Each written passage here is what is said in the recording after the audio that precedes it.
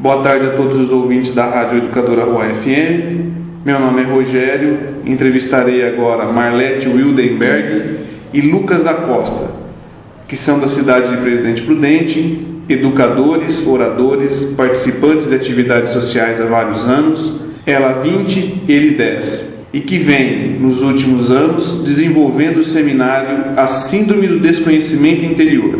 E é sobre isso que conversaremos nesses momentos. Boa tarde, Lucas. Boa tarde, Marlete.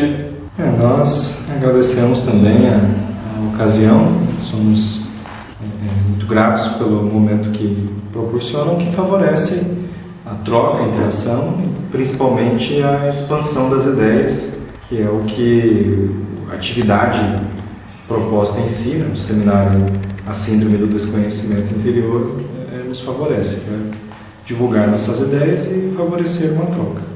Uma boa tarde a todos os rádio-ouvintes também, e gostaríamos de externar já os nossos agradecimentos, como também a oportunidade de estarmos juntos falando um pouquinho sobre o nosso trabalho. Bom, vamos começar aqui fazendo algumas perguntas a respeito da Síndrome do Desconhecimento Interior.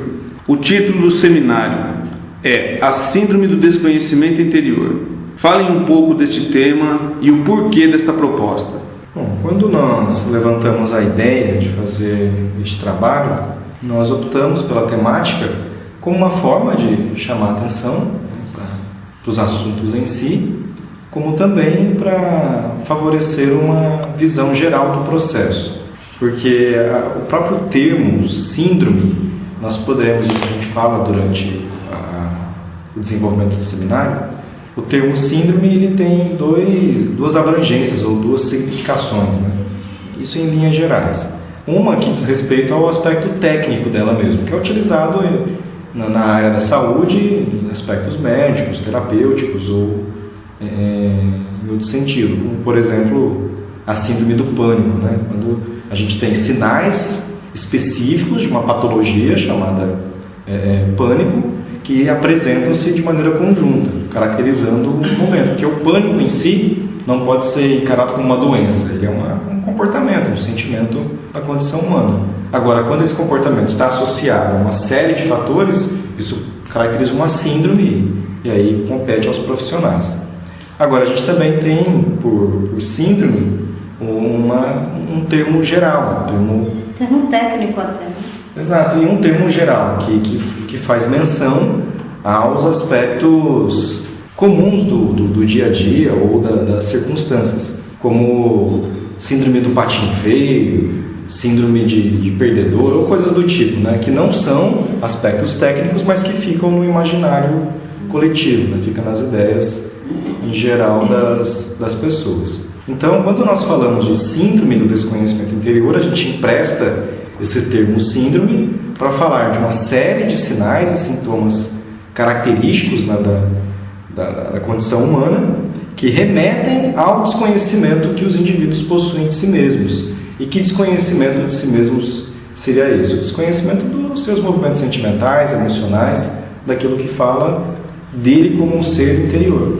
Correto, e a gente utiliza a liberdade de usar justamente essa temática, né, caracterizando como síndrome, porque é um conjunto de sinais e sintomas que os indivíduos passam até a perceber que possuem, mas que não acessam diretamente as causas disto, né, produzindo hoje a grande parte dos desequilíbrios de ordem psíquica e de ordem emocional. Então, a síndrome do desconhecimento interior é um convite ao autoconhecimento. Então, vocês utilizam da liberdade que a língua portuguesa nos dá para convidar os participantes desse trabalho a pensarem no desconhecimento de si mesmos e na consequente necessidade de autoconhecimento. Exatamente. Por aí. Nesse contexto, qual a importância do autoconhecimento? Bom, a importância do autoconhecimento é você desenvolver uma característica que é muito comum ao ser inteligente que somos. Então, um dos fundamentos da inteligência é buscar conhecer aquilo que para ela se configura como desconhecido. Então, quando nós trabalhamos a síndrome do desconhecimento interior, nós configuramos com os participantes o quê? Existe um autodesconhecimento. Existem fatores internos, existem ações padronizadas no meu movimento, ações essas as quais eu desconheço a causa. Então é um chamamento para que a inteligência agora seja direcionada para ela mesma, para a zona totalmente desconhecida, que é a nossa intimidade, né? O nosso mundo interior. A capacidade de adquirir conhecimento é da própria inteligência humana. Foi assim que ela conseguiu desenvolver toda a estrutura que hoje nós chamamos de civilização, ao observar os processos da natureza, ao organizar isso em estruturas, e a partir daí surgiram as filosofias, as ciências, e hoje temos aí todo esse manancial organizado. Porém, todos nós, né, os amigos que nos ouvem vão concordar com isso, padecem de males interiores muito significativos: o sofrimento, a perda, a solidão, ações e reações que, mesmo quando a gente identifica que não deve mais agir daquela maneira, eles surgem e se manifestam. Então, ao nosso olhar, no trabalho que nós desenvolvemos já há vários anos, essas manifestações não vêm do acaso ou simplesmente estão ali por estar. Elas falam de uma dimensão do ser humano, de uma área dele que ele não alcança ainda, que é o seu inconsciente, que são os seus fatores interiores. E desde que esses fatores venham trazer prejuízo ou trazer dificuldades no âmbito da convivência, do relacionamento em geral, e interferem na qualidade de vida, nós precisamos buscar as formas de definir isso. E o autoconhecimento contribui nesse sentido. Ele não elimina os problemas do dia a dia. Fazer autoconhecimento não vai fazer com que tenhamos menos dificuldades existenciais, porém nos preparará para lidar com essas dificuldades de maneira mais equilibrada. A nossa proposta, ela se difere no aspecto de ser preventiva. Ela é educacional e não terapêutica, né? E à medida que o indivíduo vai identificando que existem padrões nele que ele não controla, isso significa que existe uma zona que nele mesmo que ele desconhece, né? Então, o que nós percebemos no decorrer da dinâmica de trabalho desses 20 anos aí? Nós vemos muitos indivíduos sofrerem por ações de comportamento que eles têm e gostariam de não ter mais. E isso produz uma zona de sofrimento muito grande, porque eu não quero viver mais aquilo, mas quando eu menos espero, lá estou eu a viver esses fatores novamente. Então, quando o autoconhecimento começa a ser desenvolvido, que começa a ser identificado esses padrões que até então eram desconhecidos, o indivíduo passa a exercer sobre si uma ação preventiva, ou seja, uma ação educacional, aonde ele passa a ter controle daquilo que se torna conhecido para ele, nele mesmo. E isso acaba se tornando até mais fácil de você lidar, porque hoje os consultórios psicológicos, de psicólogos e psiquiatras, estão abarrotados. Dependendo do psicólogo ou psiquiatra, você tem dificuldade em conseguir uma consulta. Exato. Isso ajudaria muito nesse processo. Porque ser preventivo. Exatamente. A nossa proposta com o seminário da síndrome do desconhecimento interior é discutir com os indivíduos uma reflexão para que eles possam perceber que existem áreas deles que eles não acessam, né? Feito isso, ou admitido que a grande maioria de nós é portador dessa síndrome, nos resta o quê? Desenvolver o autoconhecimento, e aí estabelecendo essa etapa em que o indivíduo passará a se conhecer e, consequentemente, a ser responsável pela sua própria educação. Porque o papel desses profissionais não é o de solucionar, né? Eles colaboram com processos que nos envolvem de maneira geral. O grande desafio é do próprio indivíduo. E nosso trabalho vem colaborar nesse desafio, no sentido, de fato, como foi citado pela Marlete e por você, no fator preventivo, principalmente. E quais são as temáticas abordadas e para quem esse trabalho é direcionado, Lucas? Bom, o trabalho ele se destina a grupos em geral, né?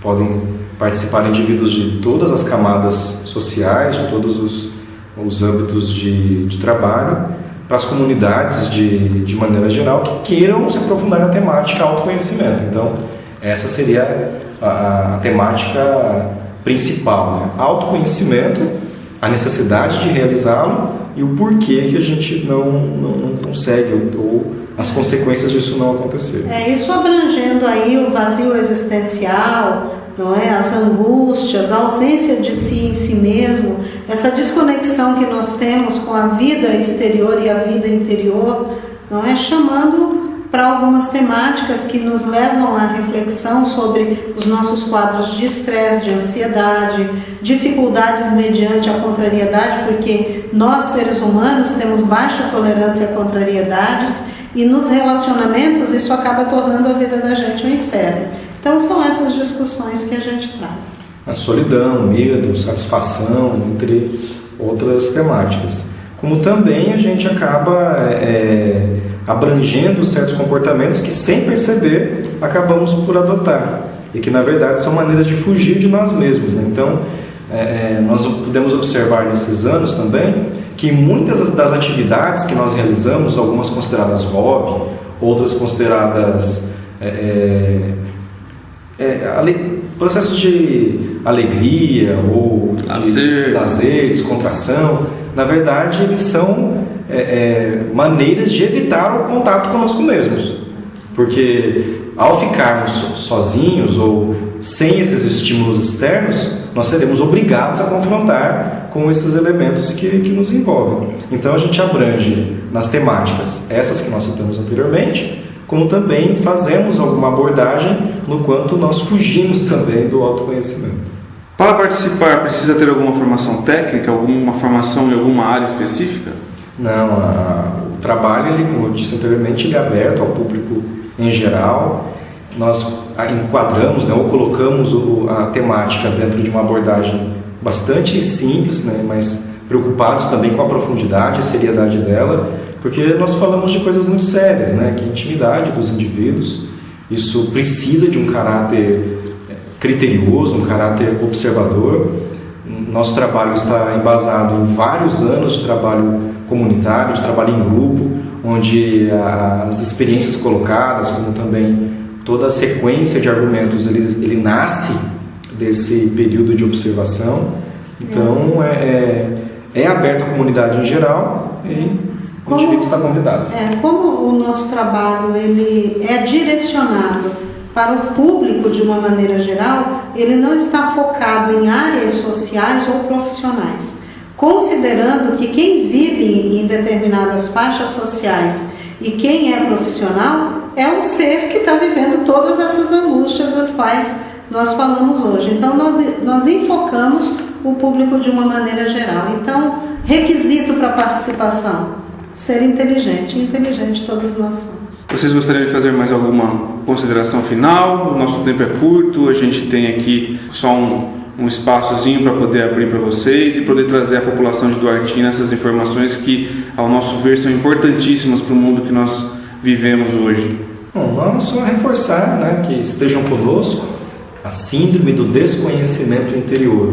Você que é um indivíduo pensante, sensível, que tem sentimentos, tem seus desafios interiores, será uma oportunidade de, como eu disse também no início, de trocar, compartilhar, de abranger novos horizontes, e que esse investimento ele é principalmente em você mesmo, para que você possa ter maiores noções, maior abrangência e poder participar conscientemente da vida que é.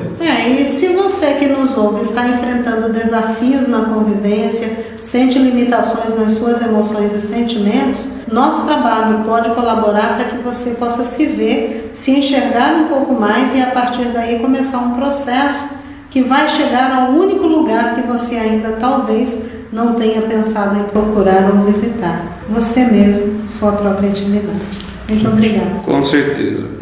Eu vou aqui dar os dados, né, a respeito de onde será realizado. O seminário, como nós chamamos a CID, Síndrome do Desconhecimento Interior, será realizado no dia 16 de setembro, sexta-feira, no auditório do Espaço Crescer, a partir das 19h30. Quem quiser maiores informações é só entrar em contato pelos telefones 9717-6291 com Edna. Vou repetir: 9717-6291 com Edna e 9709-8526 com Sérgio. 9709-8526 com o Sérgio. Nós da Rádio Roá gostaríamos de agradecer a vocês pela presença, pelas elucidações, fazemos votos que sejam um sucesso, porque com certeza a maioria das pessoas que nos ouvem hoje sentem esse vazio muitas vezes no seu cotidiano. Que vocês tenham muita paz e luz nessa jornada. Mais uma vez, quando vocês voltarem do Artinas, estão convidados aqui a vir à nossa rádio e participar de entrevistas e trazer novidades para a gente aqui. Muito obrigado e fiquem com Deus. Obrigado. Obrigada, gente.